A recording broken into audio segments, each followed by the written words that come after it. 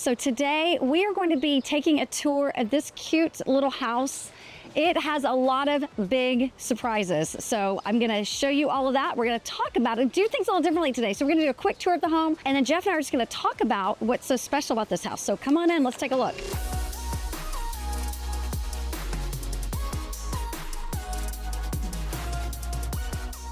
This is your first time to our channel, be sure and hit the like and subscribe button. My name's Tara, along with Jeff and David. We make up the Schellenberger team. So we are here to help you out with any of your needs with real estate. If you're buying a first-time home, second home, investment property, whatever. Our contact information is in the little description box, so reach out. We've helped people just like you find the right place at the right time. Right here. If you're enjoying today's video, be sure and hit the like button and subscribe and leave us a comment. Let us know what you'd like to learn more about.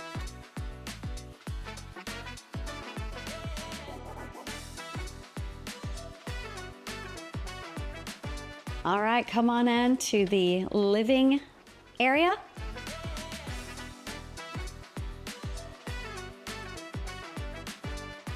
Okay, so this home is 2,024 square feet, 4 bedrooms, 3 baths. It was built in 1956 and it has been completely remodeled. Like every single corner of this house has been remodeled. It's on the market for $549,900, which puts it at $271 a foot. And oh my gosh, that seems expensive for this neighborhood and this size house. Like, what's going on? This is a short-term rental. So that's what we plan to talk to you about at the end of the video. But first we wanted to show you the house and walk you through it. So here is your living room space. And they did such an excellent job decorating this house. She did not spare any expense. I spoke with the owner and she did a lot of her shopping at a local store called Furniture Source International, which carries some higher end furniture and wares and goods. And then I even was poking around in the kitchen earlier. And as someone who uses short-term rentals, it was nice to see some staples that a lot of times are missing. And so there were plenty of trash bags and salt and pepper and things of that nature. So it just made it so much, it just was like a little bonus to see those things in the kitchen. So here you have, okay, so the living room area, you can easily seat 6-7 people there, a couple of ottomans. We have the bar stools here. This is a really cool round table. They have 6 chairs around this table, but I think you could easily kind of push them in and pull up one of these ottomans, which I tested it and they're actually the same height. So you could add that as another chair if you wanted to. And then we have over here the kitchen.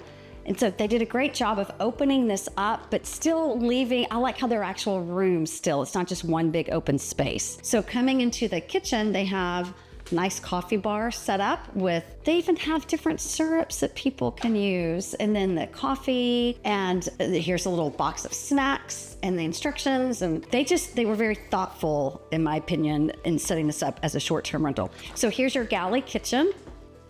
Plenty of space. It's not cramped and crowded, and you can go all the way through so you can get some circulation. If you actually did have, it'll sleep 10 people. So let's say you had 10 people here.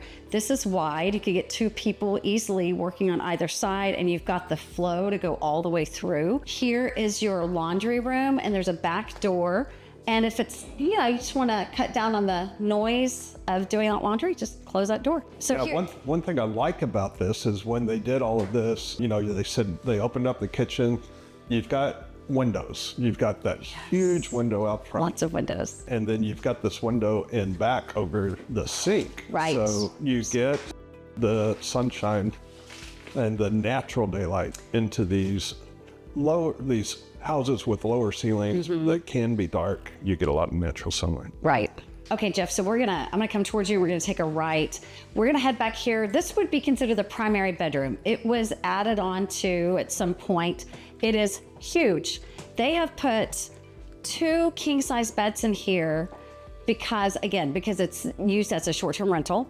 You have French doors going to patio in the back, a deck, and it has its own bathroom. And so, Jeff and I were talking about this a little bit. He was like, I don't know if I'd want to stay in another room with someone, the 2 king-size beds. And I said, oh my gosh, I have a family of 5. We could throw the little one in a bed with my husband and myself and the other 2 girls, and then have our own bathroom. So if you were vacationing with another family, like, you would have your whole little private area back here for your own family. So I think that's fabulous. fabulous.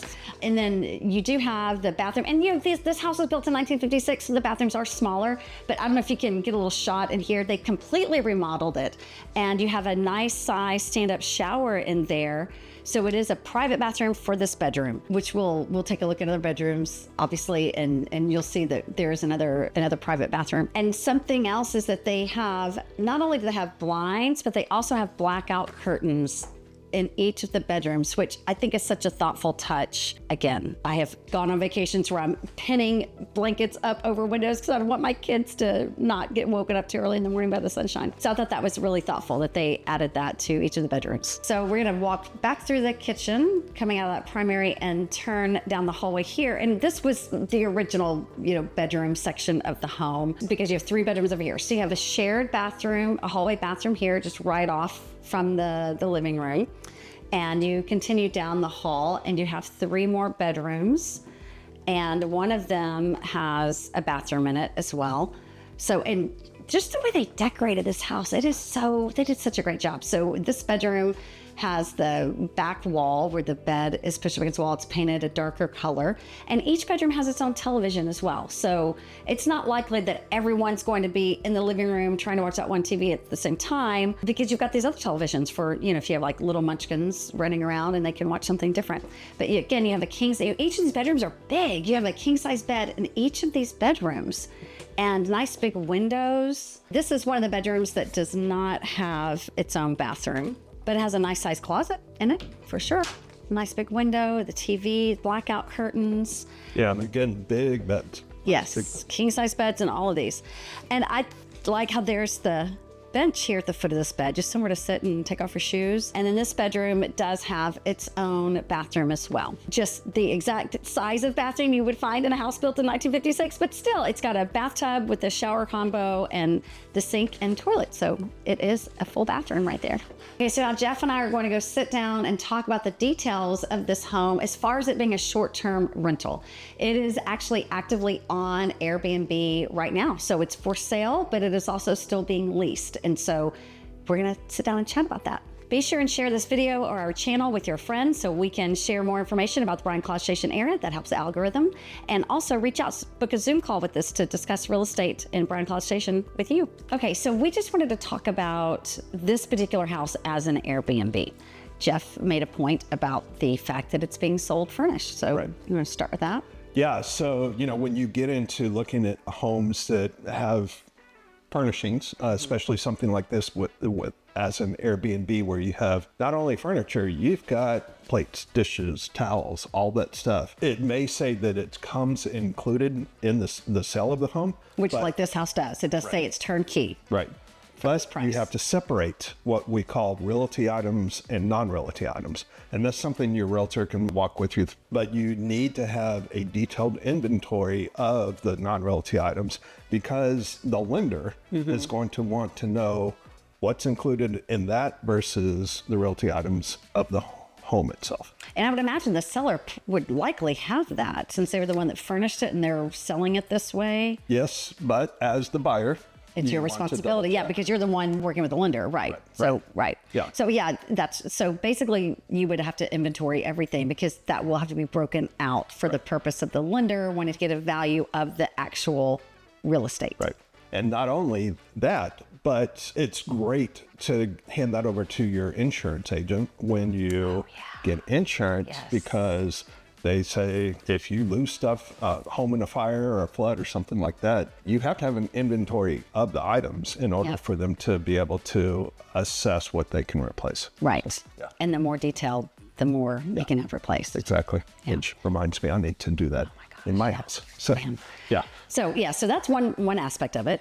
Something else to talk about with this home are the zones, how you kind of have these different zones for living in this home when you're staying here. Yeah, we talked about it sleeps 10 people comfortably. Yes. I can't say it, but they did a great job of kind of creating zones. So you've got people who are early birds, and you've got people who are night owls. So you kind of want to have different zones. So they've got a little deck right outside the kitchen here. So for those early birds, they can grab their coffee, go sit out under the deck and not disturb people. There's even a little space out here in front if you want to put chairs. Right. And just think about the layout of this house. Again, with it being an older home, when you go to the kitchen, you're not a door apart from people sleeping in a lot of more modern homes, the way they're designed. So it's down the hallway and down the back hall a little bit. And so, again, for people that are late, going to bed late or getting up early and wanting to be quiet, this home, the layout lends itself towards being considerate of others. Yeah, you're not going to have all 10 people piled on the couch at one time for hours. Right. I mean, it might be like for a A&M game or something, but I was like, okay, you get 6 here, you've got the 2 ottomans, you've got the bar stool, so you could get everybody in this area around that TV for, a period of time. Yeah, and this house was built, what did we say, in the 50s? 1956. Yeah, and it had a one-car garage, and they did a great job of enclosing part of that garage to make that dining room. So you talk about another zone, that's another zone. I picture people sitting at the table who may not be as interested in the game. They're sitting there having the conversation. And it's a great round table for playing games and cards. And it's a really, it's its own zone just right there. But yet you're not separated. I mean, you can still engage and be apart, but doing your own thing. And they were smart enough to leave some of the garage I was thinking about that. at the front. So you've got a garage door. You've got storage for stuff like lawnmowers and just miscellaneous stuff that you can put in there. And it's, maybe 5 foot deep. Cool that they left the garage doors. Because, a lot of times when people enclose garages, you can tell that used to be a garage. Yeah. Well, they just left the garage door and gave you a few feet of storage. And I thought, well, that's brilliant. Yeah. So I'd never seen that before. Yeah, and then they added on going out back. So this first bedroom that we went into that had the 2 king-size beds and its own bathroom. It became the primary suite. Yeah. That was in addition as well. They did a great job. And so something else, if I don't want to get you off track if you're still thinking about the house itself, but wanted to talk about the location. Yeah. Where this house is. Yeah, it's a great location. I can see, we'll get into the numbers of what they're doing Airbnb-wise, but I can see why it's a popular home. Not only because it's beautiful, they've done a beautiful job with the home, but location. Yeah, so we're in South Bryan, right off of South College. And so there's a great little place called the Farm Patch that literally is down the street. You could walk to the Farm Patch, and I love the Farm Patch. So I guess you're not going to get like meats there, but you can get a lot of food, a lot of prepared food, locally grown vegetables, a lot of international food. People that are looking for international food, they have a refrigerated section and a pantry section, and then lots of flowers. And it's a treat itself just to go to the Farm Patch. During the holidays. Go ahead. Yeah, it's locally owned. Yes, locally owned. And during the holidays, they'll decorate and have, in the fall, they'll have like a hay bale maze for kids. Yeah. And anyway, it's a great little spot. So that's just down the street. But as far as like attractions, we are 1.5 miles away from Century Square, which we've talked about Century Square, which is right across the street from Texas A&M campus. 2.5 miles from A&M Stadium. Right. And then also just 1 mile from Legends. And I don't think we've ever talked about Legends. No, we need to talk about that. Yes. So, and it's another mile to downtown Bryan from here? Yeah, maybe a couple, most 2 miles. 2 miles. And it's a straight shot up South College. Yeah. So this little corridor where this house is, the city of Bryan has a major developmental plans to create kind of like almost like a city center that is obviously geographically just different from downtown, but it's that straight shot to Texas A&M University and like the Ledges Event Center. That used to be the old Bryan golf course. Yeah. And so they have now like a Top Golf over there, Legends Event Center, which one of my kiddos plays volleyball. And unbeknownst to me, it's amazing. When you go travel and play volleyball at other gyms, like, oh, ours is really nice. Like, it's huge. Right. It's huge. And so it brings in tournaments from all over the nation, probably, and definitely all over the state of Texas. And that's 1 mile away. And then they're building the theater right here on that same piece of property. The big movie dining theater is going to be right over there. And I'm not sure what else they have planned, but it's... Well, across from Century Square, they're going to do another development very similar to Century Square, which would be almost walkable. And I noticed just at the end of the street here, You've got the chicken oil company. It's going to be reopened. They had a fire a couple of years ago. Yeah. It's our favorite hamburger place. And so Yeah. we're excited that Chicken and Well's reopening. So it's walkability. Yes. So especially people who come in, want to spend the weekend, they like the walkability of it. And I know this is a feature of Airbnbs all over the place, but I really feel like in particular, you really get a feel of Bryan. Yeah. And being in this neighborhood, it's kind of a quiet street. Yep.